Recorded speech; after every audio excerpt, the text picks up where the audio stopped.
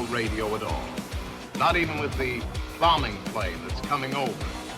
All radio is dead. It's alive. It's alive. It's alive. It's alive. It's alive. We're going to make you one of the rising up.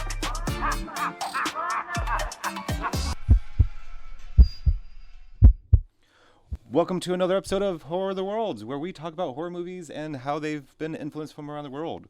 I'm Curtis Gerhardt. I'm Stephen Miller. And today we're kind of competing between the better of the movies. And this is an understandable competition. I feel like both of these have gone down in history as at least the two most influential horror movies in the werewolf genre. Yes. Like, I think that's like one of the things. Like, when everyone talks about a werewolf transformation, they're talking about one of these two movies. Absolutely. And I'm pretty sure if you like horror movies, you know what two movies we're talking about. Oh, hell yeah. And we're talking about the battle of American Werewolf in London versus The Howling. Yes. Like, one thing I do enjoy about these two movies, these were the two movies, regardless of what transformation, what movie you like more, these were the ones that changed what werewolves look like in movies. Oh, yeah. I feel like these are the two that really started the look, because a lot of the movies before this was more Wolfman. Yeah, It wasn't so... More man than wolf. Now, this one was... These two were the first ones to push the more wolf than man. Yes. So a lot of the times it was either, like, when they were a werewolf, they were pretty much a wolf. Like, there was a dog on set, or it was a man dressed up as a... Yeah. With extra hair. It looked like a hairless Chewbacca. Yeah. In a sense. I feel like that's what pushed these two movies' creep factor, is the more unhuman look. And the reason why people battle with this is the reasons why it changed everything, because of how beautiful these transformations were. This is definitely not about who's the better writer, who's the better cast, because we could go back and forth about this bullshit all day. Legends came from both of these movies, and it's really about taste, I guess, more than anything. How you want to be fueled through your movie. You have Rick Baker going on one set, going on or started off on The Howling, if I'm not mistaken. It was Rick Baker. Yes. And then he owed John Landon, with what I remember hearing, he owed John Landon something, and then he pretty much quit The Howling and went over to Landis's movie. Yes, but the person John Landis, my bad. I said London at first, but John Landis. And then he gave him, his assistant? Yeah, but his assistant went off to do all kinds of great movies that you're still pushing for greatness today. Yeah. I believe he also worked with Spielberg on the set of Jurassic Park after doing The Howling. Well, not right after doing The Howling, but it's one of his many great movies that he's done. Both are great directors. You have John Landis from American Werewolf in London, and then you have Joe Dante in The Howling. Yeah. Two phenomenal directors. Because, I know John Landis wrote and directed American Werewolf in London, where I think Joe Dante was the second or third in line to direct The Howling, if I remember that correctly. At the same time, though, American Werewolf in London only has one sequel compared to The Howling has This is like six. Yeah. Right. Nothing. They're all shadows in the fucking background of The Howling, the original Howling. I mean, I feel like this one really set a standard that was kind of hard to compete with. As far as horror-driven, I feel like American Werewolf in London was more... It was a great balance of comedy-driven as well as horror. I think that's like one of the battles, too, because I hear a lot more people that review movies say that Howling is more comedic than horror, and then American Werewolf in London is more horror than comedic. And I feel like it's the complete opposite, or they're getting the movies mixed up, because American Werewolf is like...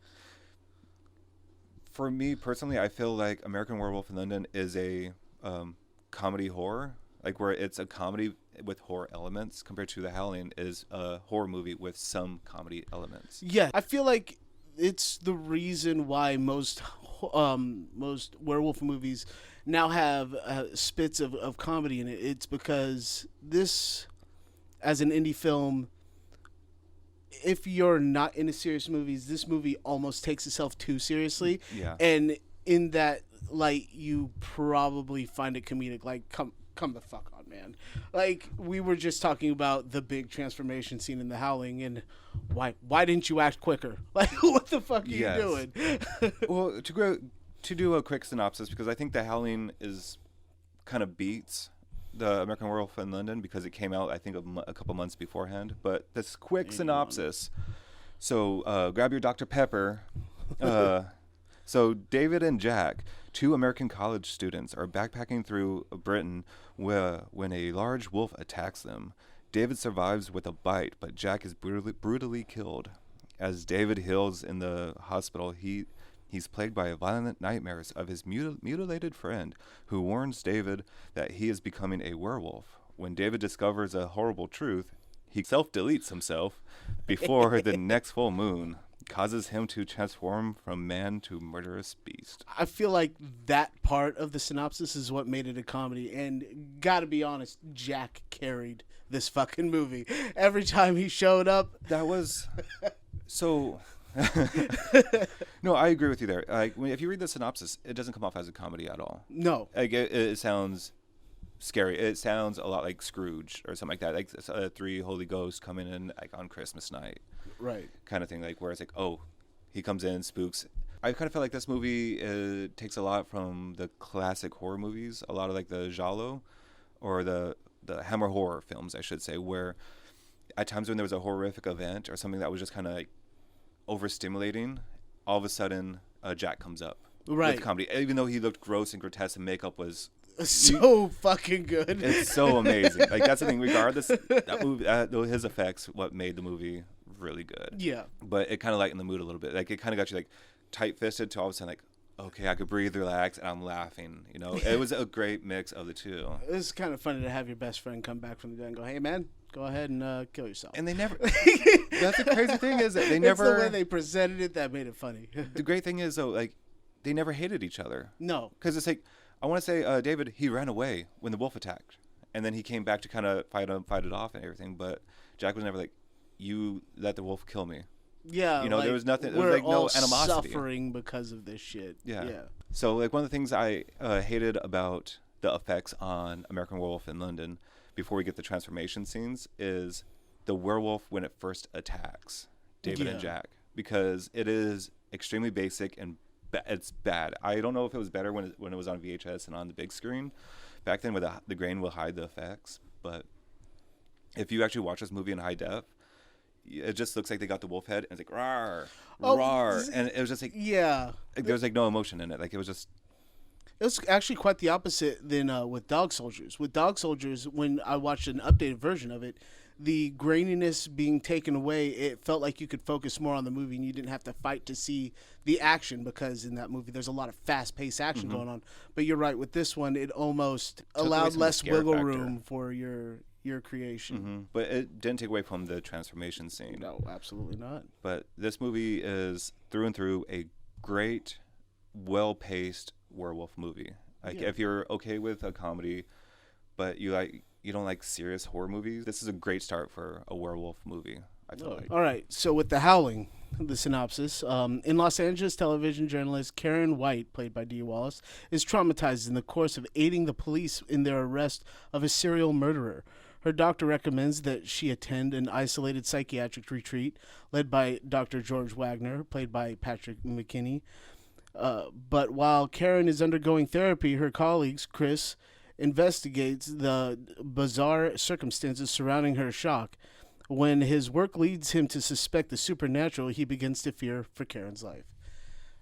I feel like this one is clearly a more serious from the get-go, and that's what I liked about not just the transformation scene, but the pace of the movie overall. It's more of a mystery, not necessarily a whodunit kind of thing. Yeah, this one does kind of go closer to a whodunit. Like, it's more story-driven. Right. Especially knowing what the outcome of this movie is, you want that action so much quicker. So just that slow build-up is just so tedious. This personally, movie, this werewolf movie isn't the first werewolf movie I've seen, but it was because of that it remains my favorite to this day, because the way it sets itself apart from all the other horror werewolf stories is it's the only one that tries to stick to a serious role. Mm-hmm. And it, to me, watching it, it made the transformation scene a bit more terrifying. Not with just practical effects, but the cadence overall. I don't know though. I want to say, like, but the first transformation scene they showed, I don't like what they did. I wish they would have went claymation instead of doing the whole. Claymation has its own creep factor. Yeah. Well, because like the first like transformation you see is like when they actually, oh gosh, what are the two? The gypsy woman and Dee Wallace's husband. Yeah. Like, when they actually made love and stuff, and they became wolves. The silhouette wolves. The silhouette drawing. So that's what I mean. I felt like I wish it kind of would have had the funds to do a claymation transformation or something like that instead of just that, because that right there kind of took me out of this movie from when it was and the effects that we had at this time frame. This felt like it was something that would have came out, back in the 50s or 60s for that moment. Yeah, in its defense, it seems like they were clearly saving up all that funding for the big one, almost at the climax of the movie, really. Granted, I mean, it does have quite a bit of stars. I want to say, what is it? Dick Miller. He was typecast in every like horror movie. Like pretty much a horror movie came in. I'm pretty sure they called him. Was like, hey, you want a piece of this play movie? Another sleazeball? What's I mean, like sleazeball? Like he was the librarian in the. Oh yeah. And stuff. Like he played the delivery guy in Small Soldiers, which was another Joe Dante movie. He was in almost every Joe Dante movie. He was even I want to say the janitor in Chopping Mall. Like he was just in everything. But he is a phenomenal actor. If you've seen his face, I'll post it here. You've seen a movie with him in it. Yeah. Or if you're our age, you've probably seen Small Soldiers, and you're like, oh, I know that guy. Yeah, right. I do enjoy The Howling. I just hate the pacing of The Howling.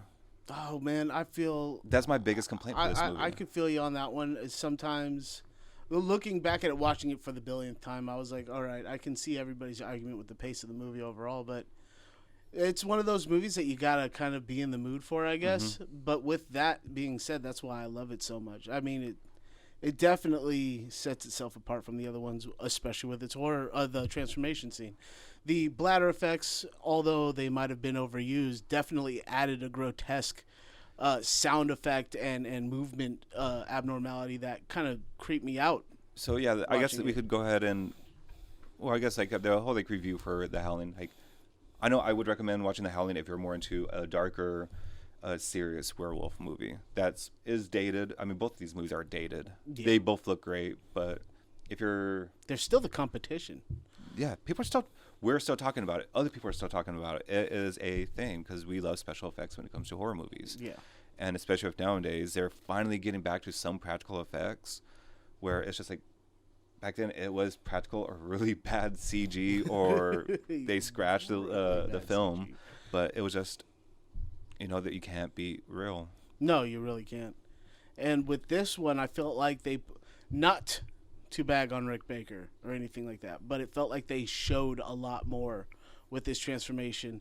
Not saying that Rick Baker couldn't have done more, but I just feel like he did do more. John Landis took some of it out, and Rick Baker for the longest time, or I guess until he saw the movie with other people in the theater, he was really upset with John Landis cutting some of his scenes from the transformation. Yeah, you robbed us of like a good half of a hate.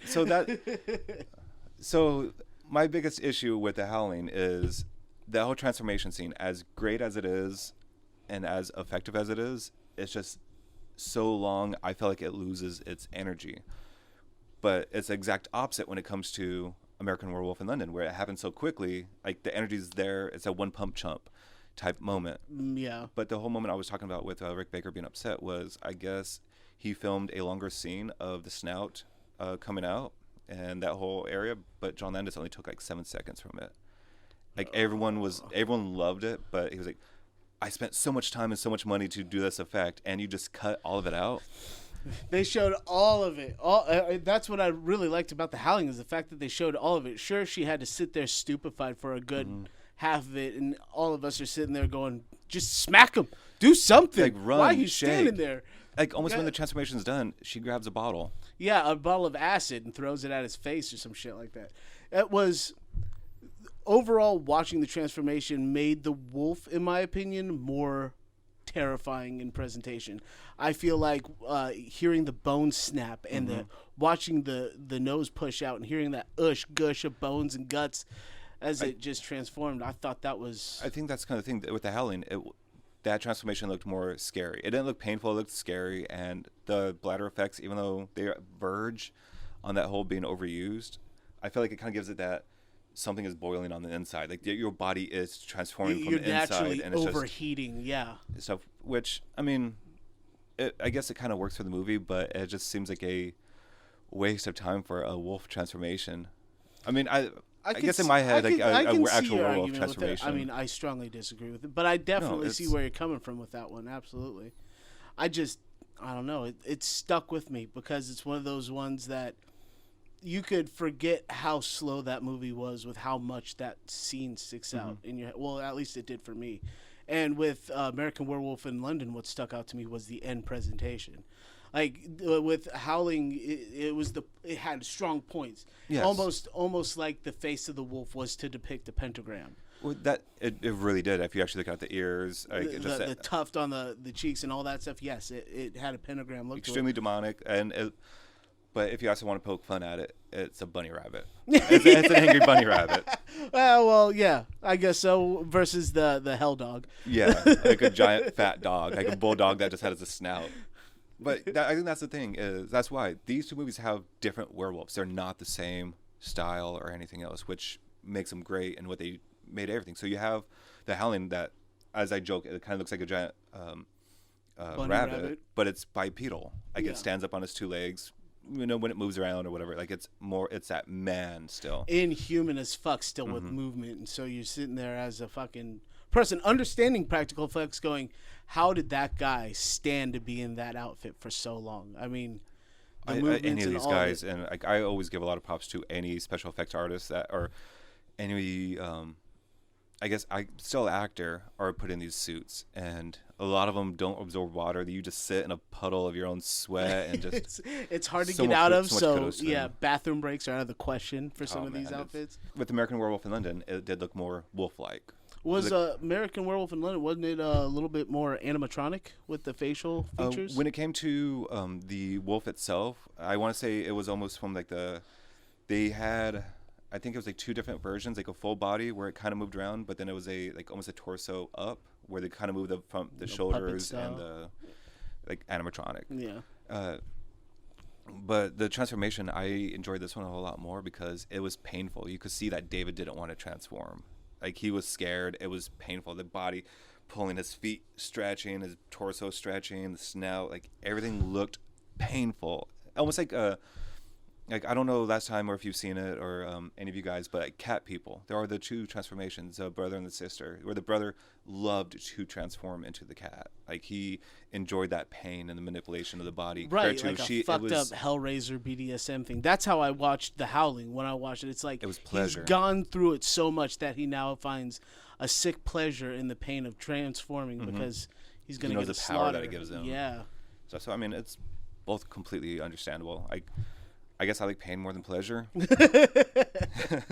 I guess something to talk about my psychiatrist too, my therapist. Well, that's once again we're talking about one of the best things in a horror comedy is that comedy takes you out of that discomfort zone and puts you in a comfort zone, just strip you out of it again. And they did that very well with the with the transformation scene. But like I can't remember if it was Blue Moon or whatever was playing in the background.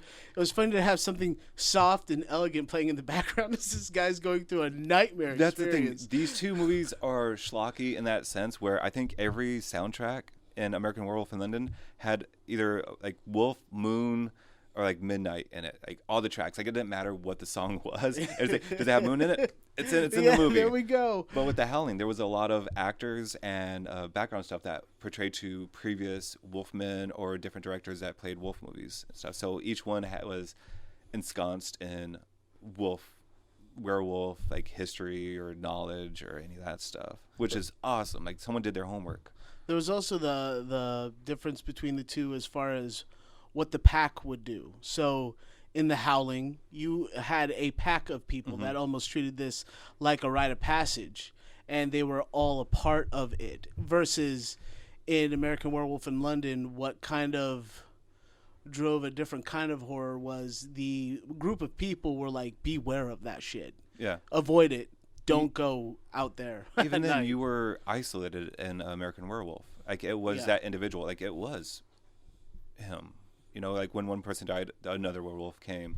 So there was that fear of individualism compared to... The fear of the mob. Yeah. When in the Howling, it was a mob because, if I'm not mistaken, they went to a retreat in order for all this to kind of happen. Like, you know, you're already secluded and all to yourself. So it was the whole cult, the whole pack. You know? It was like their party before the slaughter kind of thing. Yeah. And you didn't know it at the time, but that's what I enjoyed about it the most is, I don't know, it was kind of like a gang. I kind of liked that. It felt, true to the wolf. Mm-hmm. You know what I mean? Like, you stick with the wolf pack. There's no lone wolf in this one. Versus American Werewolf in London, there was only one. And correct me if I'm wrong, we don't find the original. Well, I guess the original's revealed a little bit. He is for like 2 seconds, like I said. Like, he was a wolf that it looked like they just had the head and they just moved it around. And when some of the, I don't know if they were farmers or whatever, but the gentleman in the bar that told him, don't stay on the streets, get in before dark, all that stuff. One of those guys ended up shooting the werewolf, and he saw that it was a farmer or something like that down the road. So you saw the original werewolf die. But it's not like they didn't keep to the American. I guess that's where American Werewolf in Paris veered off. Is in order to get rid of the curse, you have to kill the original, the one that bit you. They did not have anything like this in either of these movies, if I remember correctly. No, not really. There was no typical tropes of how to, like, a silver bullet shoots. Yeah, a silver bullet's going to kill anybody. Yeah, it will. But, yeah, they didn't have anything like that in this with the crosses, pentagrams, or anything like that. Other than the pentagram on the wall in American Werewolf in London. I'm curious. They don't say why it was up there. Like, it was just like, we don't talk about that. Get out of here. Yeah. And stuff. But I know that's usually like the whole sign to keep the keep away. You know, like almost that red paint on the door to kind of keep away those spirits. Yeah. Well, the pentagram was right side up in the bar versus upside down. Yeah. So like the as above, so below kind of thing going on. Mm-hmm. They like high spirits up in this bitch. Get the fuck out. Well, I think also a little bit of I think one of the things that kind of really helps out Landis's American Werewolf in London, being just one werewolf, is not so much budget and not everything there, was wolves at the time were extinct in England or like Britain, that whole area. Like, they were non-existent because we killed them off because of, I can't remember if it was Americans. Because I don't know if it's like us in America helped kill them off because of production or Hides just population, everything else, or if it was just Britain's influx of human growth and all that stuff. So, but they were extinct at the time. I think they're not so much extinct anymore out in the wild. They're just very, very scarce. Free roam, that's for sure. Yeah. But also, one great thing about my movie, and what makes my movie better, is Michael Jackson, I guess, saw this movie and said, "Get me that director," and made Thriller.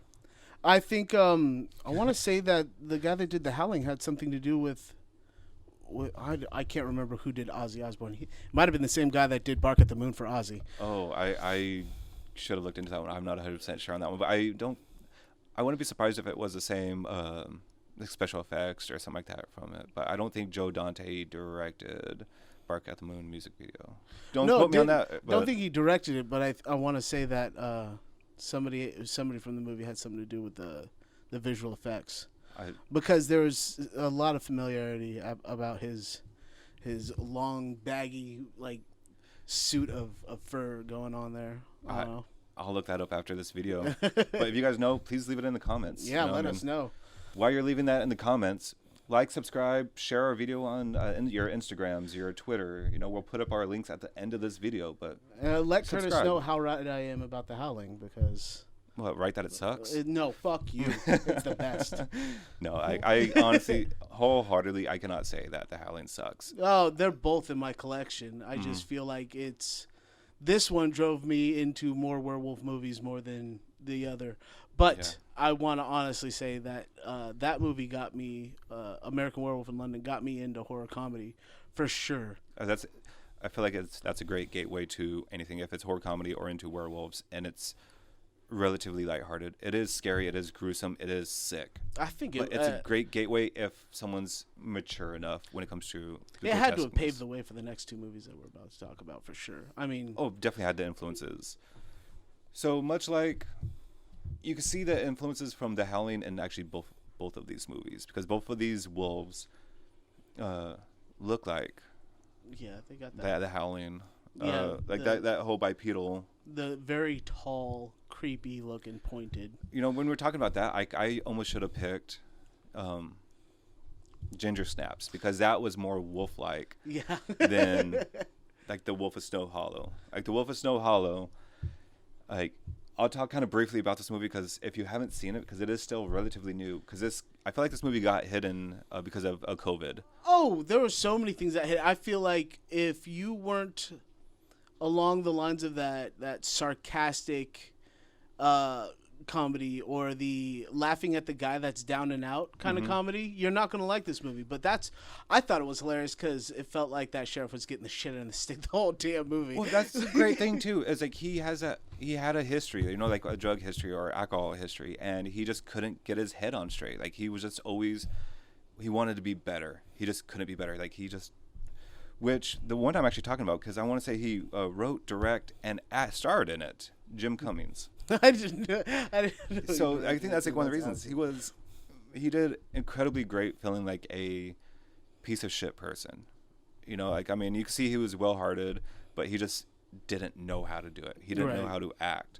He was a bad father, but he was well-hearted. He meant good. He just, much like me in a sense. I think that's why I like this movie so much, is because I connected with him, because it's how he says things doesn't come off correctly, or how his actions sometimes don't come off correctly, but it comes from a good place in the heart.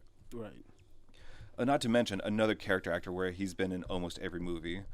I want to say this is one of his last ones, or he passed away when this movie was releasing, which is Robert Forster, which he is another great character actor.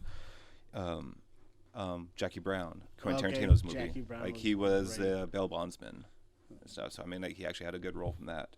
But if you like mystery whodunit movies, and this does it really well. That one does it very well. I feel like with a lot of the whodunits, it's like you got a handful of people, and the person you think is the bad guy is there the whole fucking time. You just don't know which one it is. I feel like this one does a great job at leading you on the whole fucking time. And I think that's one of the similarities between the movies that we chose before and these movies, because this one is much like The Howling. This is more horror with comedy elements. Yeah. Compared to your movie is more comedy with horror elements. Yeah. Before we get to his movie, I'm going to give a very quick synopsis of The Wolf of Snow Hollow that came out in 2020. A stressed-out police officer struggles to not give into the paranoia that gives his small mountain town as bodies turn up after each full moon. It feels like a sentence I would write because it doesn't make sense to me. I feel like that loses the thrill of this whole movie, really. I mean, it's not just a whodunit, it's a whodunit, right? Yeah. Because you're like, is it some serial killer, or are we watching another horror movie? Like, I feel like this one tried to keep you guessing the whole fucking time. Yeah, because you have bodies turning up, or and carcasses turning up, and they're brutal. You know? I think one of them was a woman ended up getting pretty much her insides, her female parts ripped out and stuff. And it's just, some of them are so, they even make those scenes funny in a weird, sarcastic, fucked up way. Yeah. Because it's not like ha ha funny, but it's like, dude, what the fuck are you saying? Werewolf Within. Yes. So this movie was based off of a game. The synopsis is a snowstorm traps town residents together inside of a local inn, where a newly arrived forest ranger, Finn, and postal worker Cicely must try to keep the peace and uncover the truth behind a mysterious creature that has begun terrorizing the community. This has Milana. Milana Vaintrub. Yeah, the AT&T chick. That is a main. Like I knew I saw her from somewhere, but then I realized it was from the AT&T chick. I'm like, all right, I love this movie no matter what. This movie She has is a crush. A whole hell of a cast, really. Sam Richardson plays Finn. I believe he was in Saturday Night Live. There's Harvey.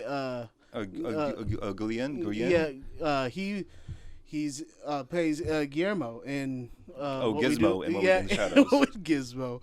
Yeah, there's a whole bunch of good actors that you've seen everywhere in this movie, and it's still, especially if you watched his movie first, you're gonna be wondering, is it a whodunit or a whodunit, or what the fuck is going on here? Much like, yeah, this one is a whodunit mystery, and I don't know. Like, I guess that whole... We really should have said spoilers for these movies. I will put it in the caption, which you've already read the caption of it, because this episode is full of spoilers. So many. It's hard not to talk about these movies without some of these spoilers. This one, Werewolves Within, is very, very comedy driven. Very little amounts of horror, but it still hits that love of werewolf movies, in my opinion. It delivers. Like, it definitely delivers. I didn't think I really guessed it, who the werewolf was. I felt like I didn't guess it. But like once when you find out who it is, like, oh, this makes complete sense. It should have been. Yeah, you should have known. But I also kind of forgot to actually try to figure out who did it, because I was just enjoying the movie. Yeah. Like, it was one of those ones where it's like tune in, tune out. Like, it was just enjoyable. Absolutely. Another one I think got lost because this came out in 2021, directed by Josh Rubin, but it was, I think, got a lot of flack because of the video game not being so good as well. The video game played more like a... the video game, in my opinion, was boring. I think that's kind of it. It's more like a sus kind of game. It was not... I guess it wasn't very action-packed. It was something that you definitely wouldn't have a problem with your kids playing. I feel like it's even a card game. So, I mean, the card game's fun. It's a great drinking game, for sure. But this movie definitely really over-delivered if you expected it to be anything like the video game. If you expected it to be a piece of crap, it is definitely not that. No, like, definitely it is not. This one was heavily slept on, and I have no idea why. I think it's because most people didn't know where these actors were coming from.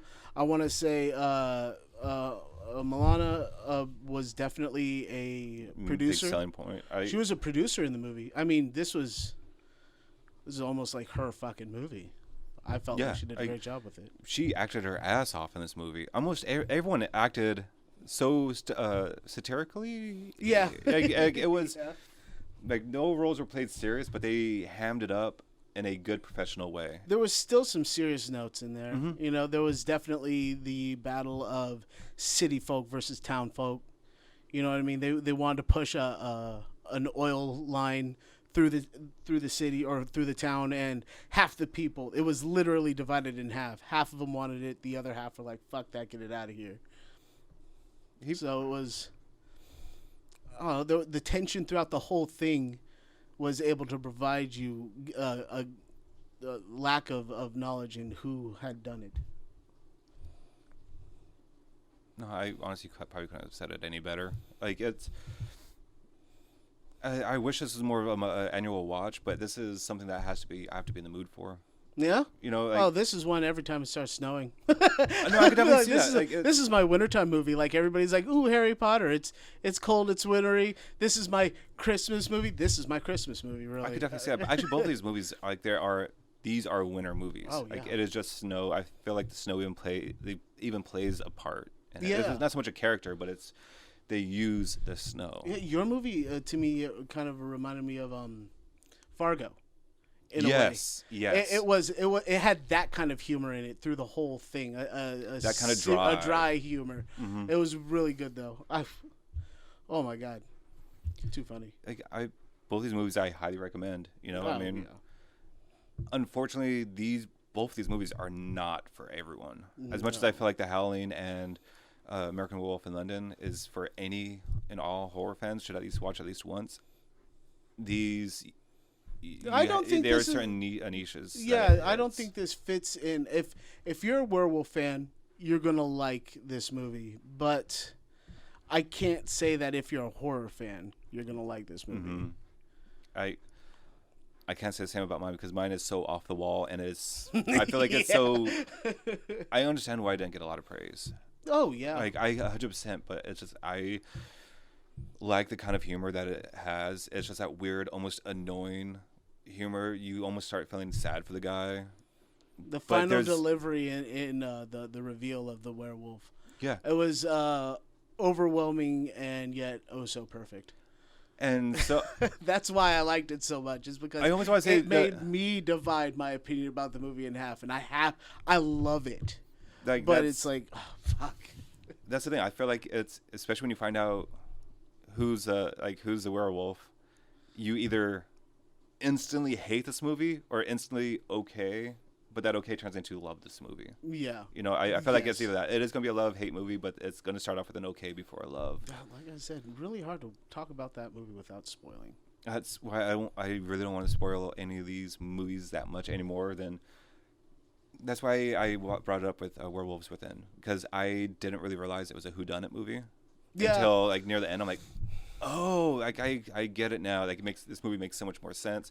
But same with Wolf on Snow Hollow. I didn't really realize. I thought it was just a police investigation, and I thought it was just going to be some rando werewolf or some shit. I feel like throughout the whole movie it was lacking in werewolf. It was kind of like Beetlejuice, how you're like, how much screen time did Beetlejuice actually have? It was like no more than like 10 minutes. I think it was like 10, 11 minutes. And that's the same thing with the werewolves in these movies. They didn't overdo it. It felt like with that being done, they didn't. You weren't tired. You weren't tired of it. And that's what I felt like was so great about Werewolves Within, is because by the end, I almost felt, of course, I'm always rooting for the werewolf, but in this one, it was a better battle scene than I thought it'd be. The fight scene, they kept the comedy the whole way through. That's what I mean. That's why I felt like that movie, like, even they could have lost so much of the action or the not so much reality of it, but the actual the realness of the whole situation, you know, because of how much comedy they had. But it's just, that's why that movie, Werewolves Within, is such a perfect movie when it comes to that. They could have lost it in so many steps. It could have felt like you were watching Airplane or something like that, you know, or like a scary movie, you know. I mean, just a way where it's like, oh, it's just comedy, it's just stupid stuff. I think no, it was. There's like still Shaun a of the storyline you wanted answers to, but at the same time, you're waiting for the next punchline. And they did a great job at making you feel secluded. Like, the whole time, you're like, if I was one of these guys, I'd feel abandoned. They cut off the roadways. You couldn't get out. You couldn't get in because of the snowstorms. You were snow-fucked the whole time. I almost want to say, like, I almost kind of just said it. Like, it feels like a light version, a more comedy version, slightly more comedy version of Shaun of the Dead. Like, Shaun of the Dead was kind of like serious, but had its funny notes. But with zombies, this one was that close to like Werewolf, you know, but being like comical but serious at the same time. Yeah, comical moments, but they were playing the role serious. If you like these movies, so one of the movies I would actually recommend. I did say it earlier on. If you like the wolf type, or if you like, it is a movie that we will be talking about in a different episode. But Ginger Snaps is a great werewolf movie. If this is your I actually like. Oh, I haven't seen the third installment I've been but I watch the sequels. I could watch every single one of those movies and actually enjoy them. I thought that the cast was really, really well done, and I don't ever get tired of seeing that werewolf. Yeah, I have a werewolf book. I feel like should be pushed pretty hard, and hold on, I gotta find the. Yeah, also, like, if you're looking for a weird Canadian humor of a wolf movie, which I guess Ginger Snaps is another Canadian movie, but Wolf Cop. Wolf Cop, oh my God, Wolf Cop. That is perfect. We're talking about down on your luck fucking sheriff. Yes. Yeah, that's one of those ones. Dog Soldiers, I feel like, is a severely underrated movie. It is finally getting some traction. I hate how long it took for it to get its traction. I feel like it's getting its traction because 28 Days Later is finally getting the traction. Because when I first watched 28 Days, that's the first zombie movie to freak me the fuck out. And it's because nothing made sense as far as your regular zombie. It became real. Yeah, you're like these things. You gotta run. You cardio. If you don't have cardio, you're fucked. The whole Zombieland of rules come into play. Yeah. The book that I suggest is Mongrels by Stephen Graham Jones, and it's because they bring a idea of what it's like to be the werewolf. A reality factor. Yeah. Of it all. So a spellbinding and surreal coming-of-age story about a young boy living in the fringe of his family who are secretly werewolves and struggling to survive in a contemporary America that shuns them. He was born an outsider like the rest of his family. This book, I heard that several times they have tried to make a movie based off of this book, and all of it comes down to funding. And it's always a flop and gets pushed to the wayside because of that. And with this story, if people were to read it enough, I'd love to see a second installment of the book, because it feels like as soon as it picks up and this boy starts to gain control of his powers, the book ends. And you know there's supposed to be another installment, but it never came. It's like the way All Real Monsters ends. As soon as Ickis gets his powers, all of a sudden the fucking series ends. It pisses me off. Right. Like, that's the whole thing. You always just want him to actually transform, and it's like he never transforms. Yeah. Another good one would be another coming-of-age one. Wildling. The Wildling. That one's a good one, and it's just, in my opinion, it's very different in comparison to the rest of them, because this is more of a... It's more like a girl becoming a woman kind of thing. This is it falls along it's like they're trying to tell you about things without telling you about it. You know what I mean? I think it's a great double feature with Ginger Snaps. Yes. I feel like it's a really, really fun. How dare I say fun? It's it's a passionate story, in my opinion. And plus, it has Brad Dourif in it. Yeah, like, he's another horror icon. I feel like it's a different kind of character for him, because he's not necessarily in the limelight the whole time. He does kick off the story and kind of give it life, but at the same time, Which that's almost all he ever does. Like, he's never really the main character. Right. I'm excluding Child's Chucky. Play Chucky. Yeah. Chucky is almost like his baby, but he always kind of plays secondary, like almost a co-star in a lot of the movies that he's in, but he always steals the limelight whenever he's on screen. Yeah. Like, he takes that energy. Yeah. Other than that, I feel like having werewolf movies, the hardest part is budgeting. When you're getting into a werewolf movie, it's either going to be great because you had strong funding and great artists behind it, or it's going to be a flop because it's got a rubber mask. And it needs money. Yeah. Like, it needs money to be made. I think that's one of the reasons. Like, we had zombies, we had vampires, we had all these so much different things that came in mass, the populace. Werewolves never really hit. Like, there's like, oh, there's a good werewolf movie, there's a good werewolf movie. But it's just everything's like Werewolves on Wheels, which, in my opinion, fun movie, but overall, it's not the greatest of movies. But I'd love to see people stop remaking these already terrific movies and try to pick up something that didn't take flight in the first place and update it. Make it new. Yeah, make it new and good. Because Werewolf on Wheels, I feel like with the proper director and funding, it could be a great story. Yeah. And I mean, there's also, of course, in my opinion, it's more of a werewolf movie than a vampire movie, but that's the debate, right? Is Underworld. Underworld, it's, you got the snobby rich white vampires, and then you got the ground-dwelling fucking werewolves. I think that's one of the things, like, Underworld, like, that's a story for a different topic, for a different day. Yeah. The whole, like, vampires and werewolves, and then you come into, if you want to add witches to it, because all of them are either completely separate or the same. Right. There are so many different beliefs when it comes. You know what? I'm gonna stop it right there. but with the presentation of werewolves, when we're talking about a great presentation and transformation of werewolves, it might have been quick and it might have been CGI, but I feel like Underworld did a great job with the presentation. So give us something new. That's kind of it's like for me, I always like give me something new and practical and enhance it with CG. Enhance it, not overtake it with CG. Yes.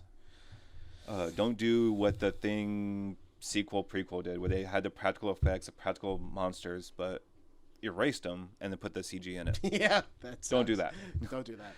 But You know, it's close to midnight, and there's something evil lurking out in the dark. You know, under the moonlight. You see a sight that almost stops your heart. You know, it's fucking Bridget. Run for your fucking lives. Just turn around. There's no thrill in her. God damn you, Bridget. Fucking Bridget. Peace out.